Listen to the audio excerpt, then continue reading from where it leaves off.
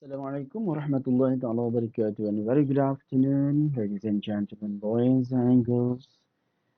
Today we will continue again our lecture on chapter 4 on the topic of stakeholder management and communication. Yeah. Um, this topic will discuss on the topic of introduction to the concept of stakeholders, overview of models used by organizations for communicating and collaborating with stakeholders.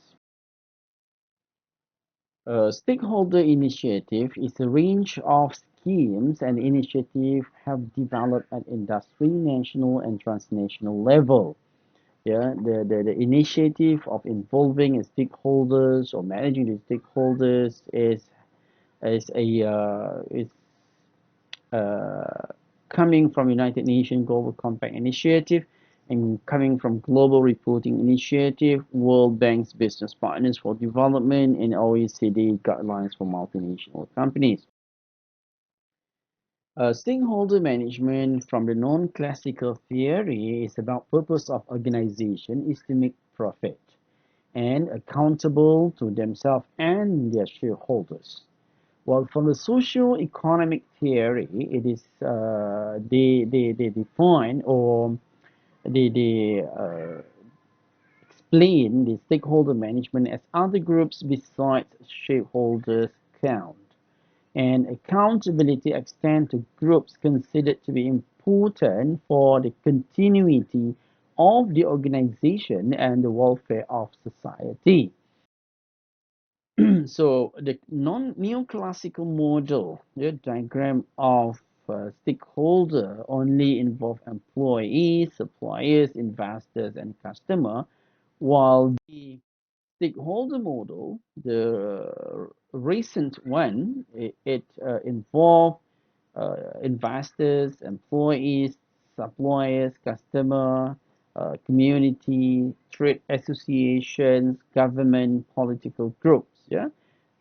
So actually, when we talk about stakeholders, it it is all involved everyone in the society, in the country, yeah, regardless of their internal employees or their external suppliers or internal customers or external customers, and actually it cover a wider group of people. And the nature of stakes and stakeholder, yeah, stakeholder, any group or individual who can affect or is affected by the achievement of the organization purpose and objective. So, uh, stake is an interest or a share in an undertaking that can range from simply an interest in an undertaking at one extreme to a legal claim of ownership at the other extreme. Yeah, this is from Carol E.B. 1996. So there are types of stakes. Yeah. First type of stake is equity stake held by those with direct ownership. For example, shareholders, directors, minority interest owners. And the second one, economic or market stakes, those who have an economic interest but not an ownership interest. For example, like employees, customers, suppliers, and competitors. And the third one is influencer stakes. So it is about neither equity or economic stake but have interest. For example, like consumer advocates, environmental groups, trade organization, and government agency. Another type of stakeholders are primary stakeholder, which is without their continued participation in the organization cannot survive. For example, employee, supplier, and customer, while the secondary stakeholder, those who can generally influence or affect or are influenced or affected by the organization but are not engaged in financial transaction. People that do have a moral or normative interest and they have the capacity to mobilize public opinion for or against organization. The example for secondary stakeholder are media, special interest group. What are the alternative stakeholder conceptualization? Yeah, another conceptualizations in understanding stakeholder, there are two types, which is contractual stakeholders and community stakeholders. Contractual stakeholders are customers, employees, distributors, suppliers, shareholders, and lenders. So meaning they have a direct connection or direct agreement or contract with the organizations, while community stakeholders is an interest group, yeah, a group of people who have an interest with the organization, which are consumers, regulators, government, media, local communities, and pressure group. What are the benefits of stakeholder models? Yeah, uh, having to know the stakeholder model will give a benefit to be a good citizen as an end in itself, meaning that an employer, yeah, when they want to run their business operations in any country, they need to be a very good citizen. They need to be a very good employer, yeah, or investor, because they know who are their stakeholder and what would be the impact of stakeholder reaction and actions over their business. And secondly, it's about employee morale. Yeah, uh, when the employers knows that the employee is one of their stakeholder and they have to take care of their employee, then they will give fair and just attentions or treatment over their employees. And the third one is about reputations of the organizations, knowing that there is like community stakeholder, and one of the community stakeholder is media. So knowing that media have high influence over the fall and rise of organization, so they have to make sure their reputation is good, their reputation is great, then they are able to survive and sustain their business. Corporate social responsibility initiative is a direct outcome of shift in model. So, so while the organization want to involve or perform their corporate social responsibility, so they have to consider a larger group of their stakeholder. It will include like philanthropy, community involvement, ethical and environmentally friendly business practices, and recognizes business needs to deliver wider societal value beyond shareholder or market value alone. Basic stakeholder identification analysis. First, when we want to do this, to do identification analysis, first we have to ask who are the organization stakeholder. And second one, what are their stakes with for the organization? Yeah, and then what opportunities and challenges are presented to the organization in relation to these stakeholders? And number four, what responsibilities, for example, in terms of economic, legal, ethical, and philanthropic, does the organization have to all its stakeholders?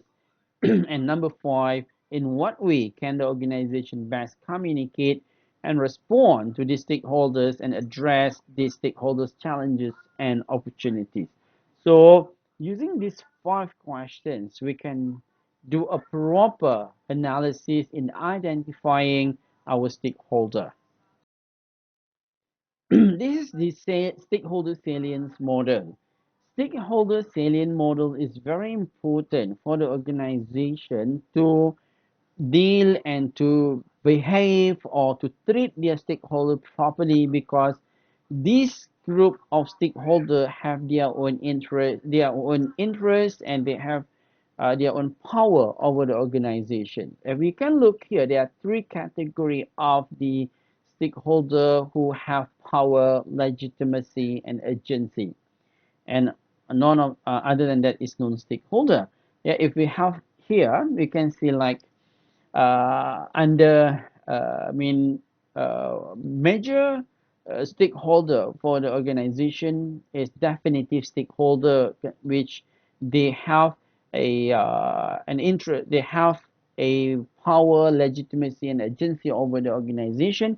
And like dangerous stakeholder, dominant stakeholder, and dependent stakeholder, they have either two. Yeah, for example, like dangerous stakeholders have agency and power over the organization, while dominant stakeholders have power and legitimacy, and dependent stakeholders have agency and legitimacy over the stakeholder. While power is dominant stakeholder, legitimacy is discretionary stakeholder, and agency is about demanding stakeholder. So, in order to, in terms of stakeholder communication, yes, from awareness to commitment, yeah, there are stakeholder effects, yeah, on the communication. For example, in terms of stakeholder effect, there are awareness, understanding, involvement, and commitment. So the tactics here is newsletters, reports, memos, and free publicity is among the strategy or the tactic they use to create an awareness, and it leads to discussions, meeting, the advertising, educational campaigns to increase their understanding over the issues. And while consultation and debate require their involvement and commitment, is in terms of early incorporation, collective problem solving. In terms of type of strategy, it's awareness is informational strategy, understanding is more on informational or persuasive strategy, while involvement and commitment is about dialogue strategy. And the relationship between organization and stakeholder communications model, if we look at here, yeah, organization and stakeholder direct relationships is and one way of relationship, one way of communication, where organizations just communicate to their stakeholder. One way communication is about informational strategy, one way symmetrical model of communication. While in terms of persuasive strategy, two-way asymmetrical model of communication, which is organization to stakeholder, and stakeholder will give a feedback to organization. So in this two-way kind of communication or two-way asymmetrical model of communication, at least the organization can have some feedback from the stakeholders over the issue or message that they communicated to them. And the last organization stakeholder communication model is called dialogue strategy, where in the dialogue strategy, organization and stakeholders sit together and they sit in one room, for example, and through a platform of communications, and they start discussing about the issue, Q&A happening at the same time.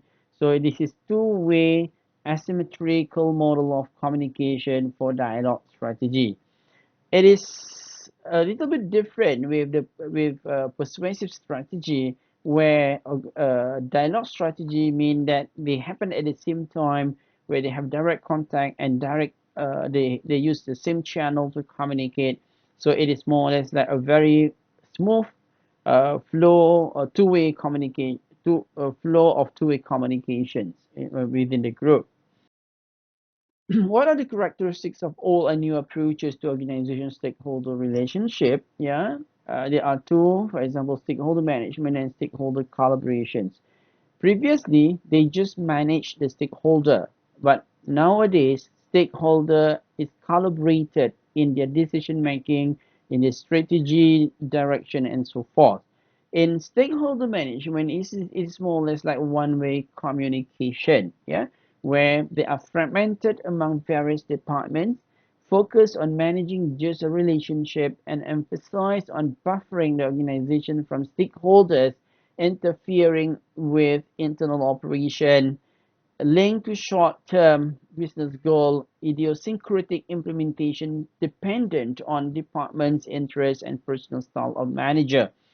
while stakeholder collaboration is more or less like an integrated management approach where you apply the concept of participative management and you apply the concept of inclusivity instead of exclusivity, and you focus and it is also focus on building relationship, because if you know that your business will be supported by your stakeholders, either they are your contractual stakeholders or they are your community stakeholders. And these also collaborations, collaborative stakeholders emphasize on bridging and creating opportunities and mutual benefits and linked to long-term business goals, and its coherent approach to the mission, visions, and the corporate strategy of the organization. So collaboration and engagement is the recent practice in stakeholder relationship, where it will focus on changing the relationship between the organization and its stakeholders from management to collaboration and from exchange to long-term relationship. Collaborations implies a two-way symmetrical model of dialogue and consultation. So that's all for chapter 4 lecture, and I hope that you gain some understanding on this chapter and kindly look into the chapter in the textbook to get deeper understanding of this topic. With that, thank you very much. Stay safe, stay healthy, and stay at home. Assalamu alaikum warahmatullahi wabarakatuh, and very good day. Thank you.